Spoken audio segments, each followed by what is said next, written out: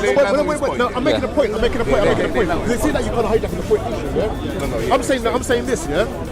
If Jesus was the most knowledgeable concerning God, and the most sincere concerning God, and the most eloquent concerning God, right? You cannot say that he didn't express clearly that he was God. Okay, that's why you didn't let me come to my point. So as I said, like, so I said within like the Jewish tradition as well, as scholar Bart Peter said, Jesus expressed his divinity in different ways. You know, in the Jewish tradition, they so Jesus probably would not have said like, you know, I am God, worship me. You know, that's because in the Jewish tradition they would have expressed themselves differently. Why? So Jesus. Because it's in the Jewish tradition. So Jesus, because Jesus, he came first for the Jewish people. Okay, did you hear my question? He came for the Jewish people. Did you hear my question? And the Jewish people read the Old Testament. Did you hear my they read the question? Tanakh. Did you hear my question? I had your question, sir. I'm going to explain now. So yes, I'll explain first, then I'll get to you. So they read the Tanakh, and in the Tanakh, the way how God was expressed as Yahweh, the titles he was using, Jesus Christ himself expressed these words. For example, in the book of Isaiah, Yahweh quotes, he says, I am the first and I am the last. In the New Testament, I get all that. Jesus said he's the first and the last. And I hear all that. You know what I mean? One thing is this: if you are required to show me the way to paradise, right? Yeah. And there's two ways you can do it. You can do it in a way which is clear, or the way which is ambiguous. Right? So imagine now, what comes out of your mouth determines whether I'm going to believe you or not. I know a person who likes clarity, right? Yeah. So imagine now, for example, there are many people saying, I'm a doctor. The way to hospital is this way. That guy says, I'm a doctor, the way to hospital is that way. And I haven't got time to mess about. So if you come with clear language that you're a doctor, and that the way to hospital is that way, is that better? Or is it, no, wait. Is that better? Or is it better to use ambiguous language? So that can mean this or can mean that? First of all, again, we're in the 21st century. The way how we express words is different in the first century. Really? Have you evidence for that? Barn Peter. So Jewish scholars, so even scholars, they agree that wait. You're cutting me. I've been quiet. I'm going to speak now because you've been interrupting me. Just 1 minute. Let me just speak because I've let you. So as I said before, like Jesus, he came for the Jewish people. The Jewish people knew how Yahweh would express himself. I told you before, if you look at the book of Isaiah, Yahweh calls himself the first and the last. If you look at the Old Testament, we know Yahweh is the Lord of the Sabbath. Jesus Christ himself expresses these titles. He did not say I am God, because this is a 21st century language. He expressed himself 21st century language. So he expressed himself as God in the first century, how the Jewish people knew God would be. Pretty much, yes. Presentism. Okay. So you're saying that But I wanted to get one point. Sorry. I didn't let you finish. No, because you asked me a question. I want to respond. No. So I didn't let you finish. Don't come back to my point. Okay, right? What's the point? So the point is this. So you're saying that at the time of the Jews, that clear language wasn't superior language? That was clear at that time to them. Like when Jesus before Abraham was I am, they knew he was God. That's what they're saying. Sorry. Are you saying that the claim I am God, I am God, and so wait, the claim I am God and worship me, that language being clear is not. That's an exact word of fallacy again. You're doing you want claims what suits your needs. No. I'm saying is it superior? Yes, I am first. Is it superior? The claims that Jesus made in the Bible is superior. No, wait. So you're saying. So when somebody says I am the first, I am the last, I am the Alpha and the Omega, that is superior. That is enough. Wait. So you're saying that if I make a claim to God, if I say I am God, worship me. Right. You're saying that's in the 21st century, yes, that would be superior. But in the first century, listen to this. Listen to this. I'm just going to speak. Wait. I'm going to speak now because in the first century people, right? If they were reading the Tanakh, they were reading the Torah, and Yahweh expressed himself in many different ways. He would call himself Yahweh. He would call himself, the I am. He would call himself I am the first and the last. He was called Lord of the Sabbath. And Jesus Christ proved himself to be Yahweh because he expressed these titles which Yahweh expressed in the Old Testament. Oh, really?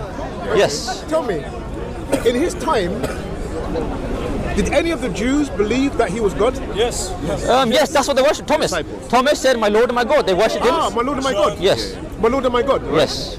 And also, I'm pretty sure there's a word, John the Baptist, he called him Kyrios, which was a prophecy from the book of Isaiah, which was said, prepare the way for Yahweh. prepare the way for Yahweh. And John the Baptist quotes that and calls Jesus Yahweh. Wait. Prepare the way for Yahweh. Yes. So wait a minute. So say the prophecy. So in the book of Isaiah and the book of Malachi, there's a prophecy, right, written by the prophets. It says, prepare the way for Yahweh, right? Who's that applying to? So capital Lord, prepare the way for Yahweh. That's what I'm saying. So this it was about John the Baptist. For Yahweh. Yes. So John the Baptist is saying, prepare the way for Yahweh. So let's analyze that. If I say now, for example, that a prophet will come, and I must prepare the way for God. Right? In other words, if the prophet is one who actually establishes the worship of God and the rights of God, and I establish the way for that prophet, I can say I'm establishing the way for God. Why?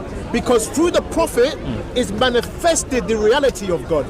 Yes. I can say that. So I'm saying, for example, that language, I can say it's ambiguous. It does not clear. That's not clear. So you have to establish to me, you have to establish to me that the language is clear beyond a doubt. And also, the Jewish theologians who actually accused Jesus of blasphemy and so on and so forth. What did he say to them? He said, isn't it said in your book that you are gods? Okay, can I explain that verse? So when he said, it's not written in your law you are gods. Yes. Basically, these Pharisees, they were accusing Jesus Christ, right, for claiming himself. Of blasphemy. So Jesus Christ, listen, let me say, you're cutting me off now. Yes, so Jesus Christ is basically saying, why are you accusing me of saying this when I am truly God and you are known as little gods? So Jesus Christ is not denying himself as gods, but he's basically exposing them of the hypocrisy.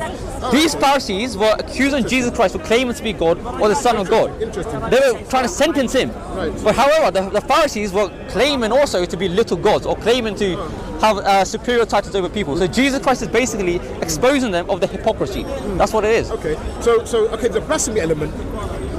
If you're saying that the language of the Old Testament establishes what a God is, what a claim to godhood it actually is. Yes. And he's using this language, why would they accuse him of blasphemy again? So they accuse him of blasphemy because he claims to be equal with God. Wait. No, but I'm confused now because you're saying that he was using language that they should have recognized as being a legitimate claim to godhood. Right.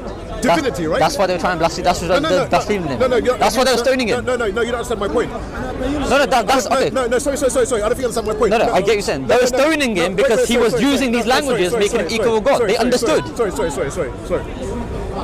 So the language in the Old Testament, right, that is equivalent or a tantamount to being a claim of being divine. Yes.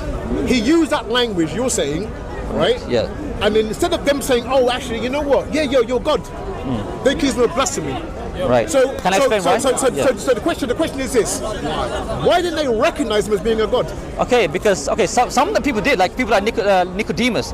Some of the people did recognize Jesus Christ as being God, like from the Old Testament, the prophecies being fulfilled. But some of the Pharisees, they wanted, because of their pride and honor, they did not want to recognize Jesus Christ as God because they knew by accepting Jesus Christ as God, by accepting Jesus Christ as their Messiah, their honor would go away, their pride would go away, and their lifestyle that they were living before would pretty much go down the drain. And they didn't want that. Because the Bible completely said that these Pharisees, they were seeking the praise of man. And if they had sought the praise of Jesus Christ, had recognized him as God, right, they would have ruined their whole reputation, or ruined their way of lifestyle. That's quite convenient, isn't it? So, do you recognize Muhammad as a true prophet now? Wait. We haven't done with this issue yet. That's quite convenient, isn't it? So you're saying, for example, that. But do you recognize Muhammad as a true prophet? Because you know what? You know what happened to? Because no. We haven't dealt with this issue yet. No, we have dealt with it. We haven't. Because you're interrupting. He's trying to dictate the whole conversation, and I've been listening to him. So now I ask you, excuse me, we haven't dealt with the issue. Do you believe Muhammad to be? We have dealt with the issue. We have not dealt with the issue. Do you believe Muhammad to be a true prophet? Listen, if you don't want to discuss the issue, but why are you discussing? No. What you're doing, you're shouting. You're trying to dominate because you know I'm giving you the answers. I refuted you. Do you want to answer? No. Do you want to answer? I've already asked. Why can't I ask you about Muhammad? After you finish him, ask him. Why can't you ask about Muhammad? Finish your issue. Why can't you ask about Mohammed? Do you want to finish the issue or not? I have. Will you ask? You haven't. I have finished. You haven't. Okay. I've talked about Jesus Christ being God. You haven't. I've talked about the little God argument. You haven't finished the issue. I have finished the issue. Do you want to talk about Mohammed? Do you want to talk about Mohammed? I have. If you're sincere, The whole conversation is about Jesus. It's about Jesus' deity. Do you want to ask about Muhammad now? No. If you're sincere, we speak. Oh, I am sincere. We have finished that. No, I'll ask you. No, you're dictating. You tried to dictate the whole conversation. You tried to dictate the whole conversation. Thank you, guys. Thank you. You're meant to ask the people of the book. Ask the people of the book. Ask the people of the book. Ask the people of the book. Ask the people of the book. Let's just shake hands. Let's just shake hands. No, it's going to be a class, then we speak. I will ask about Muhammad as well. He's trying to dominate the whole conversation by not letting me speak. No, basically what he was, I just realised he's part of the Dawah team. That guy, I just realised now he's part. So I just realised that guy there, he's part of the Dawah team, and the Dawah team start all coming and try to dominate the conversation, try to dictate the conversation. But I will stand my ground, and I'm not trying to let them dominate or dictate the questions. I realised the whole conversation he was trying to interrupt. He wasn't trying to let me speak, not because he was sincere, but he was trying to win the argument. I answered my claims many times. He wanted an exact word fallacy about an ambiguous word. I showed him proof that I gave him scholars that the Jewish tradition, they knew Jesus Christ to be God. The way how Jesus Christ expressed himself in the first century, the Jewish people recognized himself as being God. The Pharisees, they didn't want to recognize Jesus Christ as the Messiah or God because they knew that if they did so, it would ruin their pride and honor. Because they were waiting for a Messiah who would be a king. And if they recognized Jesus Christ as this lowly, earthly Messiah, or this lowly Messiah who taught about going against your own desires, denying yourself, would mean the Pharisees would have to lose their reputation, their honor, and their way of living. Which is why they didn't want to recognize him as being God. He made a claim about Jesus Christ saying about the Pharisees, about calling them little gods. Well, if you read the whole statement, the Pharisees accused Jesus Christ because Jesus Christ was claiming to be equal with God, right? So Jesus Christ is saying to them about, why do you accuse me when you guys are known as little gods? Jesus Christ does not deny himself as being God. He's basically exposing the hypocrisy of the Pharisees. Because Jesus Christ is God, right? And the Pharisees are accusing him and trying to sentence him. The Pharisees are being hypocrites because they are also known and refer themselves to little gods. So that's the claim I was trying to show there. I showed them many claims where Jesus Christ expressed himself as Yahweh in the Old Testament. In the Old Testament, we know Yahweh was called the first and the last. He was called Lord of the Sabbath. He was called Yahweh. Isaiah, Malachi, they make a prophecy saying, prepare the way for Yahweh. Well, John the Baptist is saying, the book of the Gospel is saying, prepare the way for Yahweh, Kyrios, Kyrios, Yahweh. So there were people, prophets, recognizing Jesus Christ as Yahweh. The Dawah team then come along. His tag team come along and they try to dictate the conversation and dominate the conversation. When I want to bring about Muhammad, right, when I want to attack their deen or bring about Muhammad, they run away from it. They don't want to answer. He brought so many questions about Jesus, which I humbly tried to answer, but he did not answer any questions about Muhammad. Why was that? He has to be fair. You can't just go about Jesus and not go about Muhammad. Right. The whole conversation was about the superiority of Muhammad versus Jesus. And he didn't want to answer it, and then they ran away. His Dawah team tried to come along and try to get him away. They pulled him away. He's part of the Dawah team. You know that? I didn't know that. I didn't know that either. Some Dawah and everyone, they tried to press him and everything. Yeah. When I want to press him about Muhammad, he didn't want to answer. Okay, you know what I mean? Typical. People, they recognized Jesus Christ as being God. You got to change your Dawah script, Dawah man them. And when he made a statement again about where Jesus Christ is calling the Pharisees little gods. Again, Jesus Christ is exposing them of the hypocrisy. He's saying to his Pharisees, why are you accusing me? Why are you why are you trying to stone me when I am truly the Son of God, when I am truly God? When you yourself refer yourselves to little gods. In other ways, you yourself should be punished. That's why he's trying to expose them of their hypocrisy. That's the claim. That's the last conversation we've had. That's it.